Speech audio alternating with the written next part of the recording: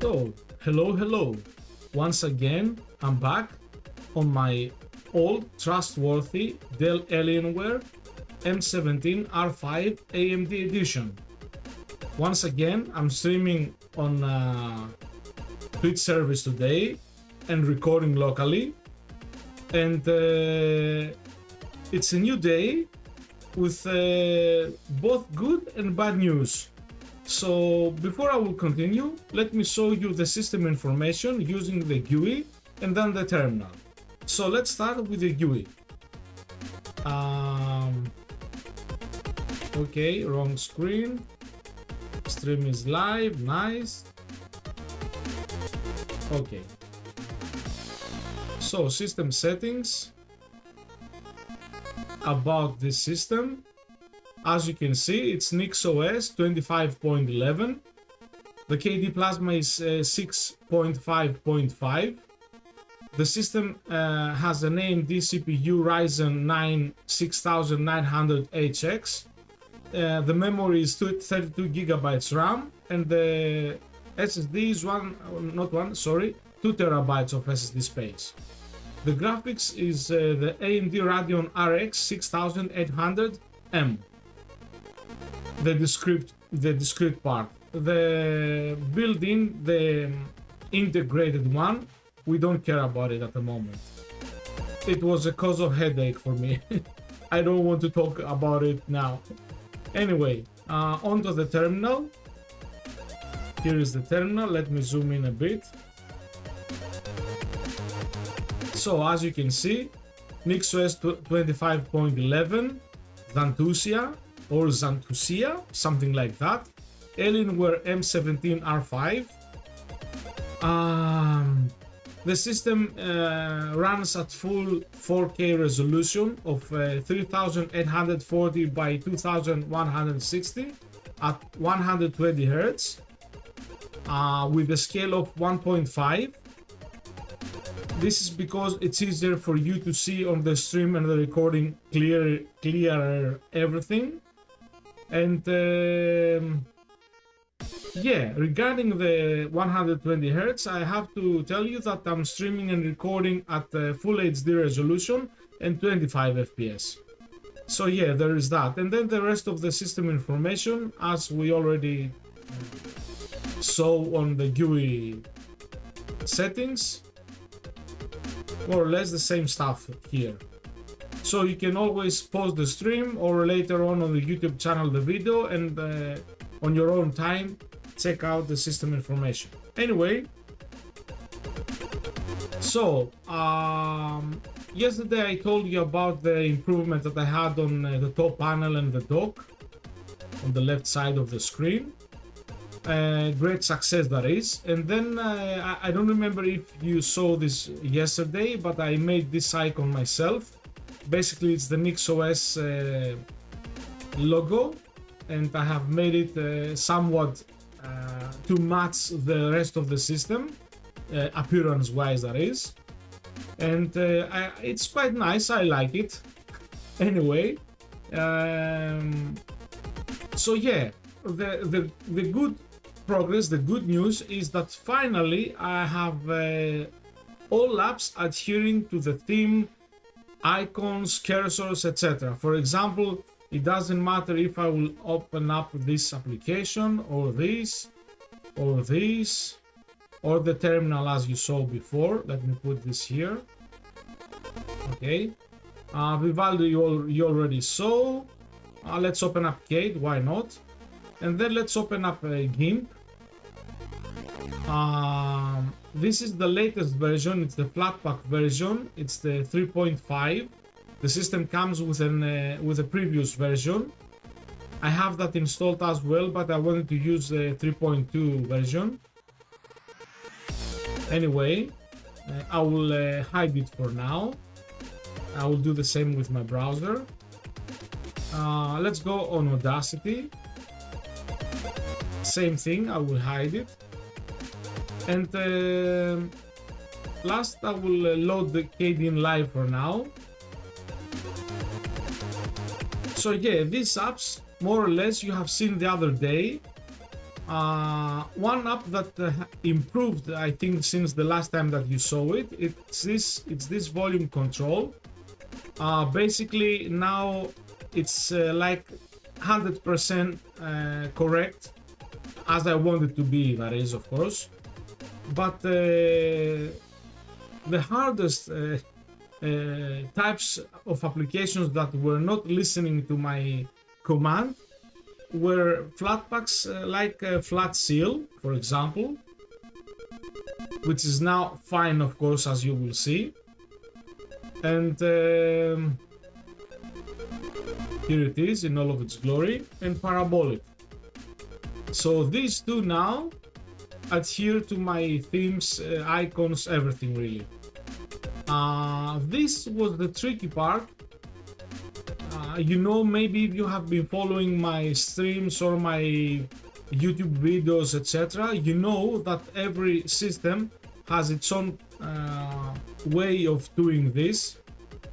I mean, theming properly all the apps, regardless of their technologies, how they were made, basically, Qt, JDK, etc. Anyway, mission accomplished, but it took me quite a lot of time in order to figure things out. NixOS is no joke. My guess is that once someone masters this system, maybe it will be a forever Linux distribution. You will not need to distro hop or something, as they say. But yeah, I'm still so very much noob on this distribution. Still learning, still having plenty of troubles. If it wasn't for the NixOS fail saves, maybe I will have already formatted this more than a dozen times. But yeah, all things considered, job well done. So the bad news is that in order to accomplish these things, I had to troubleshoot a lot, experiment a lot, but here we are. So far, so good. So let's see about NixOS. Basically, when you will go to their web page, let me open up the wiki as well. So when you will go to the web page, NixOS, it says Nix on the title, Nix and NixOS, declarative builds and deployments, as it says here also. Anyway, Nix is a tool that makes a unique approach to package management and system configuration. Learn how to make reproducible, declarative and reliable systems. And it goes on to explain, it even has examples with videos. I will argue that everyone should watch these things and read about it. It's like some of these stuff are mind-blowing even.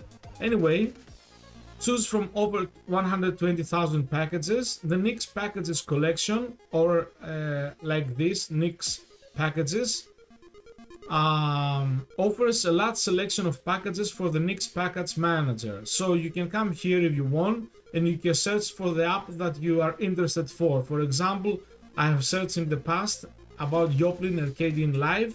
Today I will search, for example, Audacity.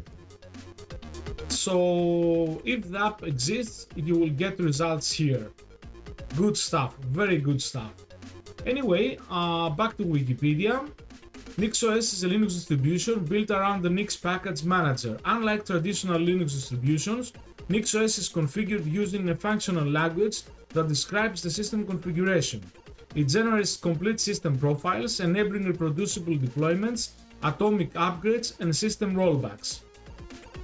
NixOS relies on the Nix packages collection of package definitions and the Nix expression language for declaring packages and system options. It is free and open source software under the MIT license. So yeah, if you are proficient enough in any other Linux distribution, you will still learn to adapt on this one. It's not like one and done thing, so to speak. For example, in my case, I could easily see myself jumping between PikaOS, Nobara, and CassOS, for example, or EndeavourOS, which there are three different systems basically. One is Debian based, the other is Fedora based, and the other is Arch Linux based. But still, it's so much easier to jump between those three versions than from those, any of those, come to this one. At least it was in my case. Anyway, but so far, so good, and I really like what I see so far. Yeah, so good vibes, as the young people say, good vibes. And I wanted to say that I said the other day, I don't remember if it was yesterday or the day before yesterday. Anyway, I said something along the lines of how you configure the system. It's like a cross of Neri, Hyperland, Sway, and maybe having to use Pacman or apt whatever to update your system. But it's not like that at all. On the very surface level, it may seem like that, but it's not like that. The system uses some kind of a versioning system that basically, as I said earlier on, I have damaged the system so many times just today, and thanks to this versioning failsafe that the system has in place, I could roll back, just select another version of the system and go back at it without having any backup solution in place. This is what the system does. And yeah, I still having trouble to explain this properly because I am still trying to figure this out myself. But yeah, intriguing, very in a good way, of course, intriguing. I'm very glad that I have come across distribution as well, learning so many things. And this is why I had trouble to nail down the way for my Flatpak apps to listen to my commands, literally my commands, on how to use the themes, the icons, the cursors, and all that. Anyway, strictly for somewhat advanced users, I must say, not for the new, not just new Linux users, but new operating system users. A newbie on computers should not be touching this system. At least that's my opinion. Take it with a huge grain of salt. Anyway, one last thing. I installed NixOS by going here on the download, ignoring the Linux side where it says multi-user installation or single user installation. I ignored this. Instead, I did this. I went here, NixOS, the Linux distribution, current version 25.11, graphical ISO image, and I have downloaded and used this 64-bit Intel AMD version. I put it on my USB stick, booted up, and then did whatever necessary, followed up the instructions on the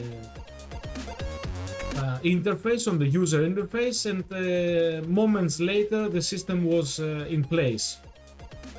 Anyway, if you are somewhat experienced computer user, do not be afraid, just try it. It's a good thing in my opinion. In my opinion. Anyway, I will stop now. I don't want to drag this any longer. As always, thank you for everything, for the current viewers, for the current subscribers, and all the future ones. Thank you so much. Thank you for everything, and see you on the next one. Bye.